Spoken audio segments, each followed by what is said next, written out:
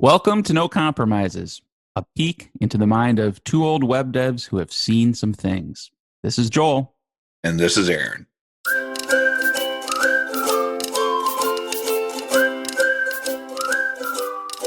There's a bunch of different ways to build front ends with Laravel, and I like Blade. Aaron, you and I are on the same page here. We hmm kind of lean on it. We've done projects with Vue and other things, and those are fine. Yeah. But given our if it's our choice, we're gonna lean on Blade.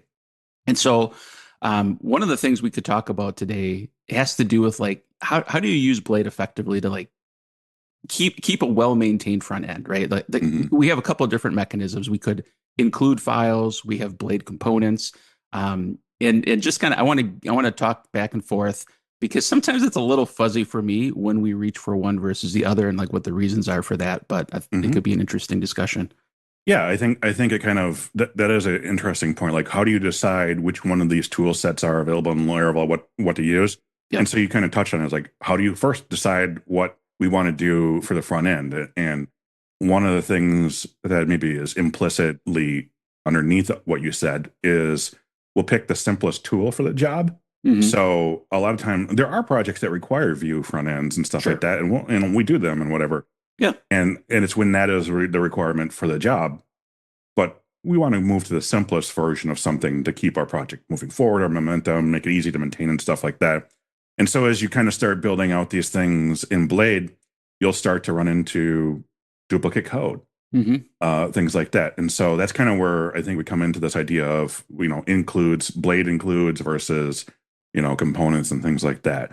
So maybe it makes sense to talk about what we're even saying when we say include. Like try to describe the actual code. I'm thinking of the Blade directive at Yeah. include, and Yeah. then you pass it a view name. Yeah. And so there's like at include, and you pass Mhm. in a view name. There's like include if, and there's a couple other Sure. permutations of them. Yep. Um, there's even, I think, the ability to like fall back if my view doesn't exist, do a Yes. different one. So there's a lot of flexibility there. And then there's also the other option we have is Blade components, which you'll see a lot of times that'll be possibly a PHP class and a Blade file, or it might just be a Blade file. And you recognize those in the code by like X dash Right. whatever the name of the component is. So Yep. there's two different ways to kind of encapsulate some of your code. Following me so far? I am, and I'm not to throw a pop quiz at you, but I think it'll be relevant to the discussion. Blade components are a newer thing, right? Like not super new, but like, it used to be a package, right? If you wanted to have Blade components, you had to bring a package in, and then Laravel was it one of the Laravel fives or six? It was pretty early on, right? It hmm came later. Like include certainly existed before Blade components did. yeah. Yeah. Include was around forever, and then Blade Yes. components were. I remember that it was like, oh well, what will I use this? And then seeing like a giant Blade component around our content and sort of our Yep. in our startup packages that they give you and stuff like Right. that. Yeah. And The so app layout or whatever. yeah, Yeah. Okay. But yes, I am tracking with you, and I think we've explained it well. so the question that comes to my mind is, if I have these two tool sets, which one do I use and why? I mean, that's kind of what you said. Like, how do I know which one to pick, right? Right. Exactly. Yeah. And not just which one do I pick as like, oh, I always use one or the other, but like what is the heuristic? Like when would I choose X versus Y? And why specifically am I doing that? Those are things I like to have established in my brain to make it easier when I'm programming. Exactly. So I'm going to give you a little bit of insight into how I choose which is which based off some of the features that both of them have. Okay.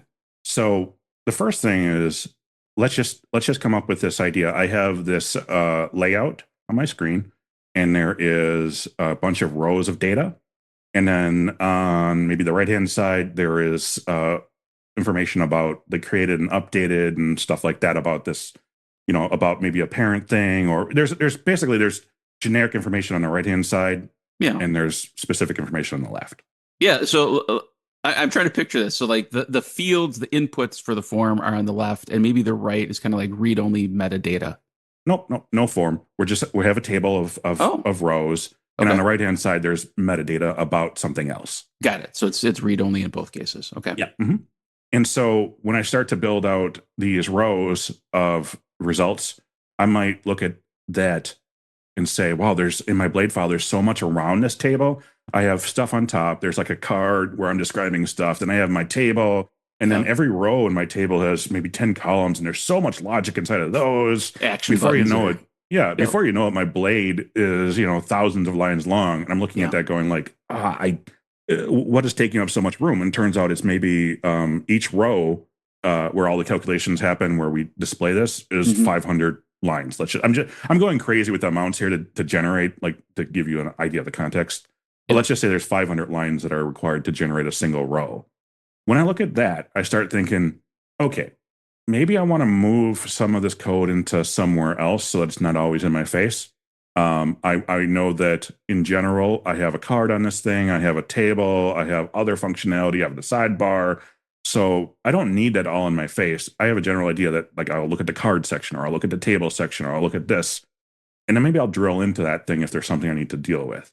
Hmm. So when I start looking at which one of those tool sets can I use to move some code somewhere else, I look at maybe what are some of the features of that functionality. Well, in this case, I'm not looking for reusability. I'm not looking for anything else. I just want a little bit of separation in my code. I just kind of want to put things in their own little buckets. Maybe then I'll start using something like include. And the reason for that is that it understands the context of the current blade it's in. So when you include, it will get all the context of everything that's there. So all the different variables, all that, as if they were in the main blade file, are now in your include file. You can pass in additional things if you want, but it's just like basically saying, like, Yeah. I include, almost like a PHP include. Like, it's just saying, like, I am now in this context, but I'm in a different file. Yeah. So let me pick a couple of things out of that. So I like how you specifically called out, like, you're not extracting this to an include because, oh, I'm going to reuse it in another table and somewhere else. It literally is to sort of make the file more approachable, to be able to scan it and more quickly see what's happening, right? Like, I'm taking this big chunk of code and collapsing it to the name of a view.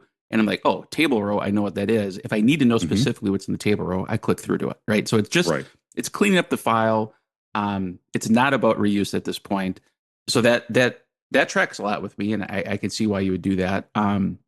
There are times when we might use it for reuse, but Sure, that's sure. only in very specific scenarios. Like, Yeah. for example, a create form and an edit form, where they're basically the Hmm, same thing. right. In my blade, I'll put the form logic inside of an include file. Yep. And then in my create, it's just including that thing. And maybe in my edit, it's including that thing. And I had a little bit of metadata about the file as well. Yeah. Yeah. So it could be for reuse. It's just like that's not a requirement in your mind. Like, I wouldn't only extract something if it's because it's reuse. It could literally just be to organize the code and make it easier to understand. Yep. And then, like I said, the other functionality or feature is it does retain all the context. I'm going to So, use a different word okay. because you say context, but and maybe it's just like the programmer nerd in me, but like, we're talking about scope, right? Like, it can see Scope. all Yep. of the variables that the parent blade has in it are all present in the included blade as well. Correct. Okay. Which is both a positive in what we're trying to Yep. do here, but it could be Yep. a negative, and that would be why someone would be like, I don't want that. And that's kind of what we're going to talk about with Sure. blade components. Hopefully this isn't too much of a tangent, but like, I recall I was doing something where I was pulling an include and I was passing in like two variables that were already in scope. And you're like, why are you doing that? And I like doing it because it made it clear to me, like, what are the ones it relies on. But you still don't like that approach because it's like redundant and it's just fooling yourself. Like, I seem to recall that was your argument against it at the time. Yeah, I mean, it was a nice sort of like hint, like, oh, Yeah. this is what you do. But I mean, it didn't. In my mind, if I saw two variables coming in, my mind says those are the only two variables I have available to me then. Okay.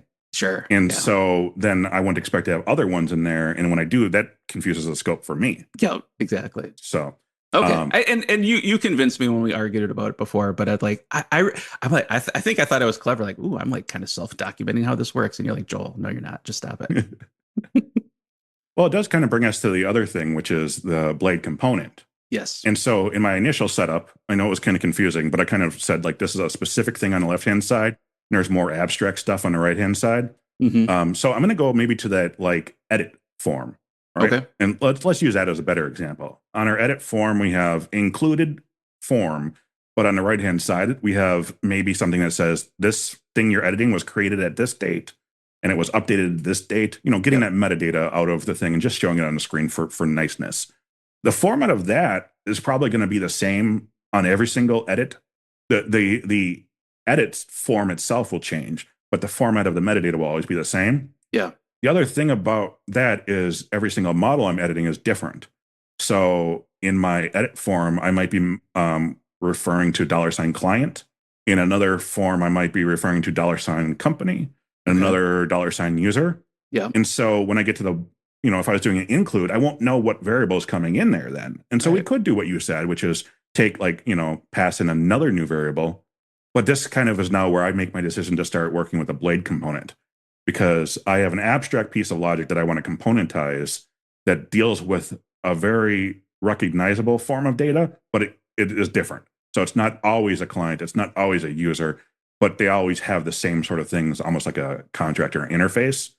And that's when I kind of start putting that stuff into a component because I know that I want to pass in something like I want a property called model, and I'll pass in my client, I'll pass in Yeah. my user. And then in that component, all it has in its scope is the thing I passed in, and all it will do is display the created and updated information. Right. Yeah. So it doesn't, you've normalized what that variable name is going to be called in a Mhm. predictable way. And you've sort of isolated from all the other scope that's coming in from the parent blade too, right? Because it can Yep. only see the things specifically that you pass Mhm. in, whereas with include, it sees everything. Yep. So it's about scope and it's about is this actually an abstract reusable thing or is it just a thing for my current blade or workflow or something like Yeah. that? I'm going to just throw something at you. Like, do you ever think about performance in terms of include versus blade component, or is that just like such a far minimal, I'm trying like a niche thing to worry about? Because I think they do have different performance characteristics too. Like if you were doing that table row, I think, and you had a million rows or something, I think it would perform differently with includes versus blade components. Yeah, honestly, I don't really reach for that unless I really have to. I don't really think Okay. about that because more Yeah. often than not, it's not my blade components that's the bottleneck. It's something Yeah. else. That's true. So I was maybe thinking of it because I know in some projects, not ours, but like I was talking to somebody and like that actually was their bottleneck. But I don't personally run into that myself, but I can see how it would happen, especially if you have nested within nested, and now that whole thing is in a right, loop, and all of a sudden you yeah. have like 50,000 blade components on a page. Well, and that might have been, like I said, there's a reason why you might do specific versions. So it could have been a performance issue, but it also could have Yep. been maybe that isn't the way that it should have been done. That's right. Yeah, it's sort of going too far with components. Or includes and then saying I don't like this tool because it didn't work for me in this really strange situation that I shouldn't have done anyway. Yeah, yes. Yeah. To blame the tool when it was actually your design, your decisions on how to use that tool. All right, I'm glad we talked about this because it's more clear in my mind, and it's been a little fuzzy in the past. But like, I'll summarize it this way: if all we're trying to do is basically organize a blade file into smaller chunks to make it easier to understand, but we conceptually want to treat the whole thing as one blade file, reach for an include and or its variants, include if, etc. If we're really trying to encapsulate something and not expose it to the outside world, control what comes into it, or reuse it in multiple different contexts, that's when we'd reach for a blade component. I couldn't have said it better myself.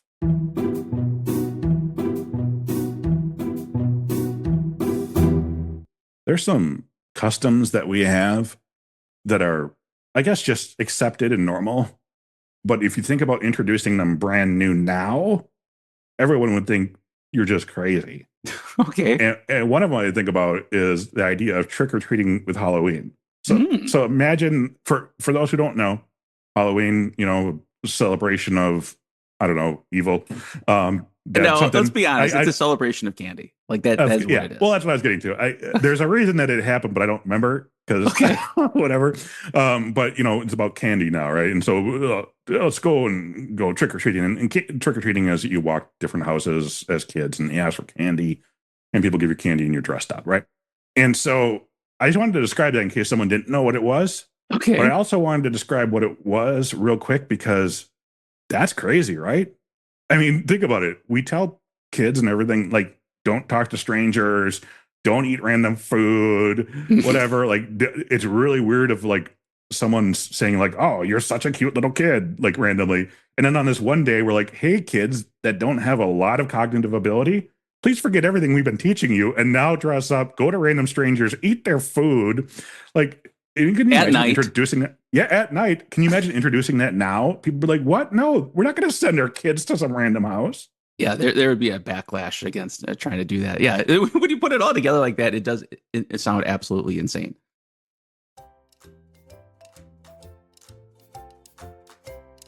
For all the Blade lovers out there like us, are you jiving with what we said or do you have a different opinion? We'd love to hear it. If you have other ways that you make a decision between includes and components, let us know. We'd love to hear your feedback.